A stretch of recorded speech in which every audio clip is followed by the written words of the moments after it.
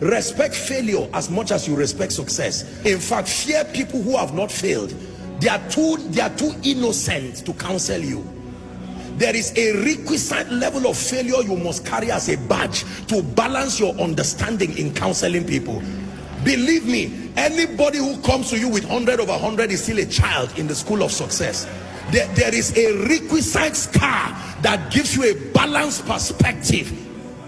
Have you failed enough to be able to talk to me? Don't tell me all the stories. I just prayed and the person was healed. I just spoke and they gave me an auditorium. You are not the person to counsel me. I respect you. Carry your results until you learn the other side of life.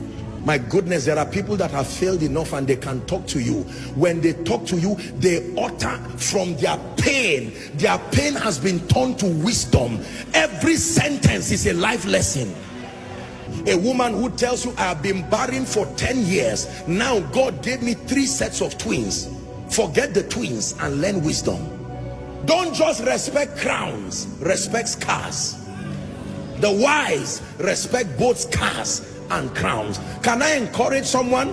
Your failure is still an asset. Don't throw it, archive it.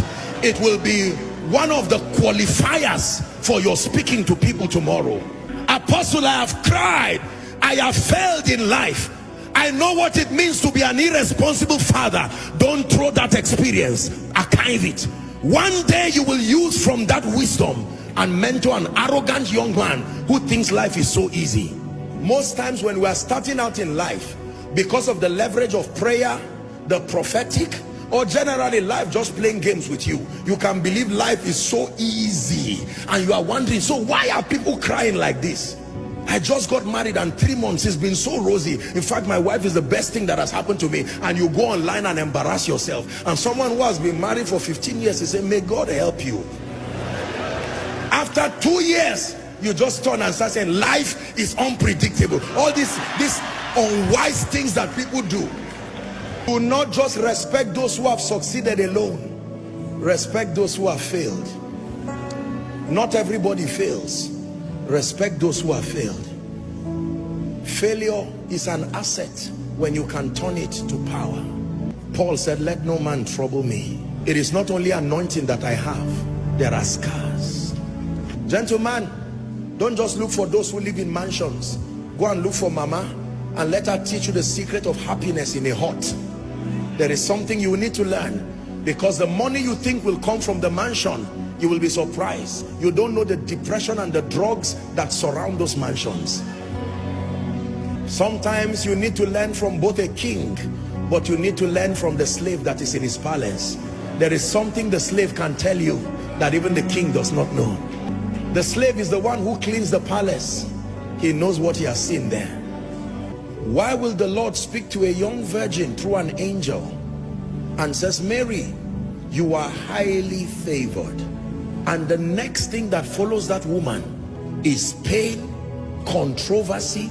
There was nothing in the life of Mary that I have seen that looked like favor. An angel comes from heaven and says, you are highly favored. I would expect the king to call her and say, I had a dream. There is free land for you. As soon as Jesus is born, you become tax-free. That sounds to me like favor. So God calls scar favor. He calls controversy favor. He calls pain favor. Why would you say a woman is high? God is speaking to someone. Don't listen, you may cry, but don't be embarrassed about your failures again. There is something about the speaking of God, that until you are at your lowest moment, there is something about the voice of God you cannot hear. There is a pain requirement to hear certain things about God. Tonight's message is very deep. For some of you, you really will not understand it this night. You are too innocent. You have been shielded by the sacrifices of others. You may not really understand this. There is a pain requirement that brings out the clarity and the purity of the voice of God. There is a way a man of God fails and fails and fails in ministry, that he goes back and he says, Lord, teach me. When he writes a book about the leadership of the Spirit, read it. That pain has purified any flesh and the need to make a name. It's gone. That is the reason why when people go through things and they come out of it, they usually come out with an anointing. Barren for 16 years, laughed at by people. As she gets triplets, it's not only children she got. The day she speaks over you, she will terminate barrenness in a moment, because every time she sees you, like the high priest, she's touched with the feelings of your infirmity. Let me tell you the truth. You see, many of you see today that I pray for people and I'm just speaking and you see the power of God. It's not only prayer and anointing, no. There is a pain requirement that has reached down to the bowels of power and has drawn genuine, authentic spiritual power.